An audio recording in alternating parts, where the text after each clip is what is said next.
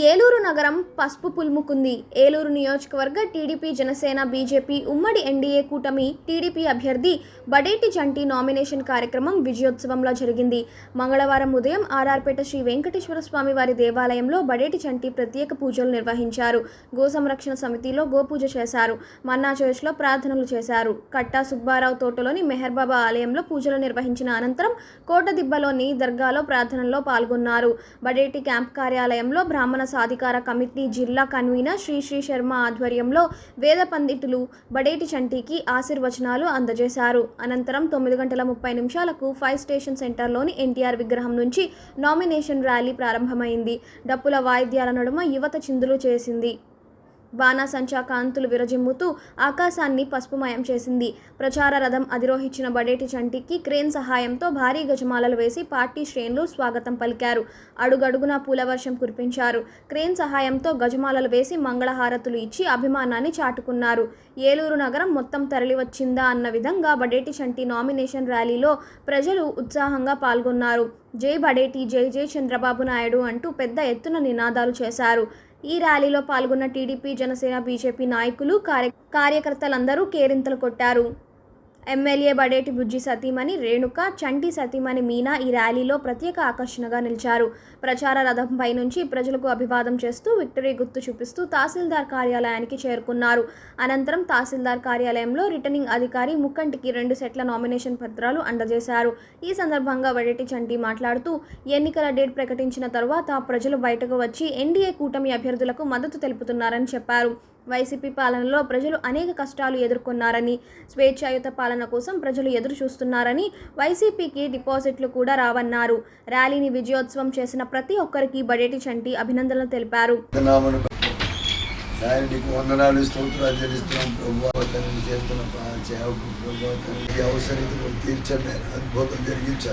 నడిపించి వాడుకొని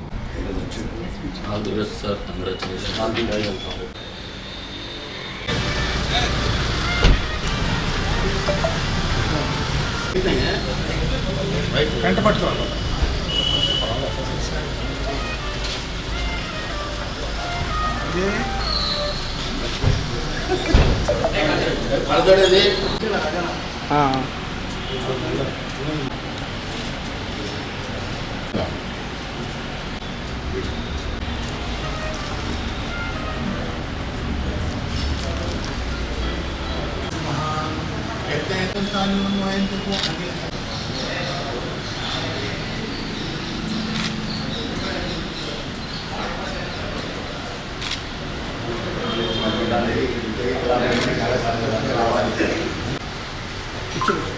ఒక్క నిమిషం కూర్చో.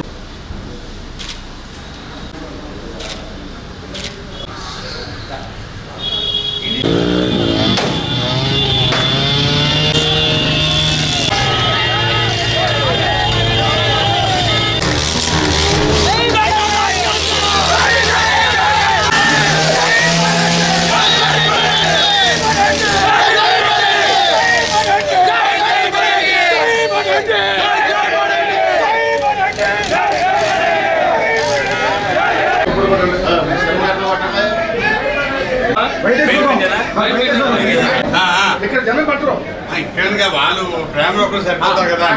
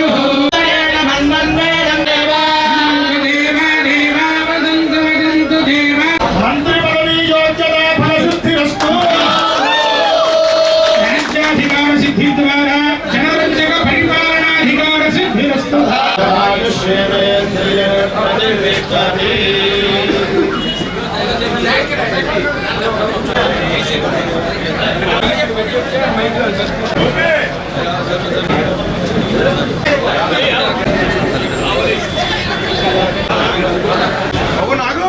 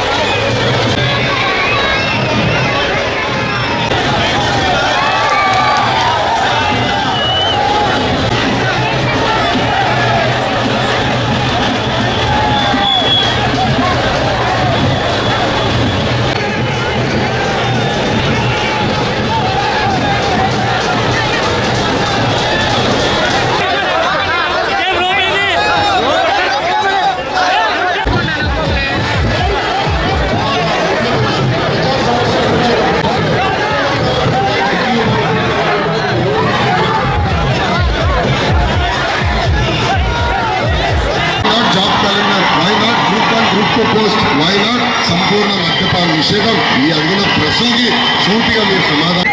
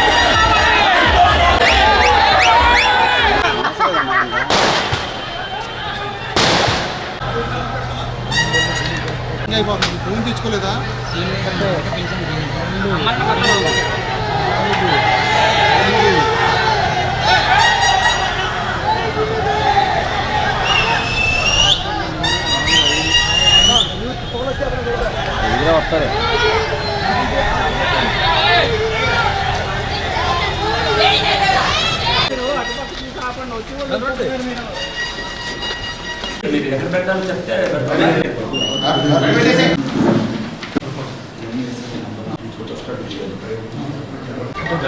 పెట్టేస్తున్నాను మాస్టర్. ఒక్క నిమిషం ఎట్లా ఇచ్చేస్తారా?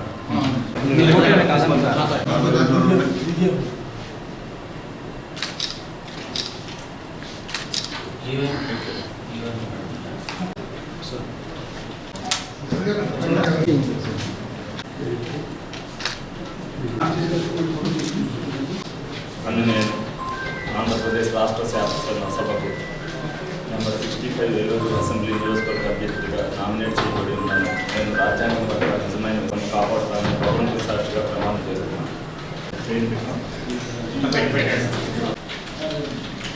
అందరికి కూడా నమస్కారం.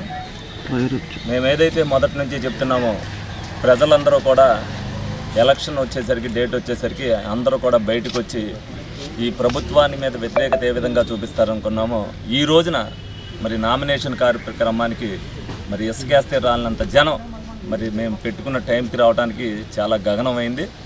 ప్రజలందరూ కూడా స్వచ్ఛందంగా బయటకు వచ్చి ఏదైతే కూటమి అభ్యర్థిగా నేను పోటీ చేస్తున్నానో వాళ్ళందరూ కూడా సంఘీభావం తెలపమని చెప్పి నేను అందరికీ కూడా లేదా మీడియా ద్వారా ఇస్తే వాళ్ళందరూ కూడా సంఘీభావం తెలిపి ఈ స్వేచ్ఛాయుత జీవితంలో 5 సంవత్సరాల నుంచి మనం ఏదైతే ఇబ్బంది పడుతున్నామో ఈ ఇబ్బందుల నుంచి బయటికి రావడానికి సంఖ్యలు తెంచుకుని వచ్చినట్టుగా వాళ్ళందరూ కూడా రోడ్ల మీదకి వచ్చారు.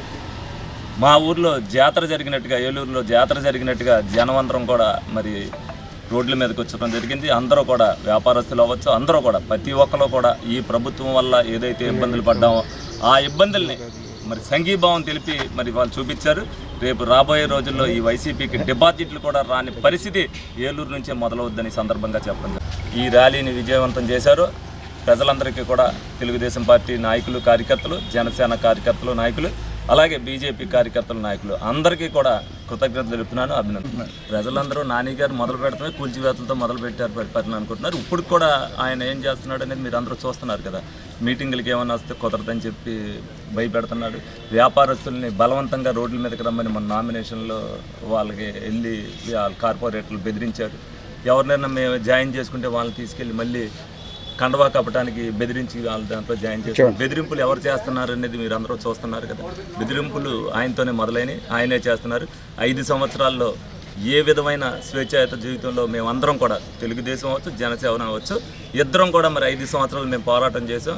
ఏ విధమైన చర్యలు ఇక్కడెక్కడ కూడా ఏమి ఏ విషయంలో కూడా ఏమీ జరగలేదు. లా అండ్ ఆర్డర్లో కానీ దేంట్లో కానీ ఏమీ జరగలేదు. మరి వాళ్ళ దాంట్లోకి వచ్చేసరికి 5 సంవత్సరాల్లో యాసిడ్ దాడులు, అలాగే ఏదో కిడ్నాప్ కేసులు, ఏదైతే హత్యా ప్రయత్నాలు ఎన్ని జరిగినాయో మీ అన్నీ కూడా చూడటం జరిగింది. మరి ఇవన్నీ ఈ 5 సంవత్సరాల్లో జరిగితే మరి గతంలో జరిగినాయి అని ఏ విధంగా చెప్తున్నారో వాళ్ళకి తెలియదు. మీడియా సోదరులందరికీ నమస్కారం. ఈ రోజున జనసేన, భారతీయ జనతా పార్టీ బలపరిచినటువంటి తెలుగుదేశం పార్టీ అభ్యర్థి బడేటి రాధాకృష్ణ సంటి గారి యొక్క నామినేషన్ కార్యక్రమాన్ని విజయోత్సవ ర్యాలీలాగా ఈ రోజున ఏలూరు పట్టణంలో ఒక జాతరని తలపించినటువంటి పరిస్థితిలో ప్రజలందరూ కూడా స్వచ్ఛందంగా వచ్చి పొద్దున్న 9 గంటల నుంచి 1:50, 1:40 వరకు కూడా జరిగినటువంటి యొక్క నామినేషన్ కార్యక్రమాన్ని ప్రజలందరూ కూడా ఆశీర్వదించడానికి రోడ్లు అక్కడక్కడ ట్రాఫిక్ జామ్ అయింది. ఈ యొక్క నామినేషను విజయోత్సవ ర్యాలీ ఎలాగా ఆ రోజు జూన్ 4 కౌంటింగ్ అయ్యాక ఎలాగ ర్యాలీలు పెట్టినవారు కనుక ఈరోజు అది కూడా జరిగిపోయింది. మ్యాక్సిమం 56,000 ఓట్ల మెజార్టీతో ఏలూరులో కూటమి అభ్యర్థి అయినటువంటి బడేటి సంటి గారు విజయం సాధిస్తారు. ఎందుకంటే ప్రజలందరూ కూడా ఎదురు చూస్తూ ఉన్నారు. ఎందుకంటే అన్ని రకాలుగా కుంటుబడినటువంటి రాష్ట్రాన్ని బాగు చేయాలన్నటువంటి తపనతో పవన్ కళ్యాణ్ గారు, చంద్రబాబు నాయుడు గారు, మోడీ గారి యొక్క కూటమి ఈ రాష్ట్ర ప్రజల యొక్క భవిష్యత్తు కోసం, భావితరాల భవిష్యత్తు కోసం ఏదైతే కూటమిగా ఏర్పడ్డారో ఆ లక్ష్యం చేరుకునే దిశగా ఈ రోజున ప్రజలందరూ కూడా వారి యొక్క మద్దతుని, వారి యొక్క ఆశీర్వాదాన్ని తెలియజేయడం జరుగుతూ ఉంది. ఇక్కడ కానీ రాష్ట్ర వ్యాప్తంగా కూడా అదే పరిస్థితి ఉంది. రేపు మే 13వ తారీఖున అందరూ కూడా ఏలూరు నియోజకవర్గంలో 2 ఓట్లు కూడా తెలుగుదేశం పార్టీకి వేసి సైకిల్ గుర్తు చేసి అఖండ విజయాన్ని ఎన్నడూ లేనటువంటి మెజార్టీని ఇవ్వడానికి ప్రజలందరూ కూడా సంసిద్ధమై ఉన్నారు. వారందరికీ కూడా మీడియా ద్వారా ఈరోజు ఈ యొక్క ర్యాలీలో పాల్గొని ఈ విజయోత్సవ ర్యాలీని తలపించినటువంటి ప్రజలందరికీ కూడా, ఏలూరు నియోజకవర్గంలో ప్రజలందరికీ కూడా జనసేన పార్టీ నుంచి వారందరికీ కూడా హృదయపూర్వకమైనటువంటి ధన్యవాదాలు, అభినందనలు తెలియజేస్తాం.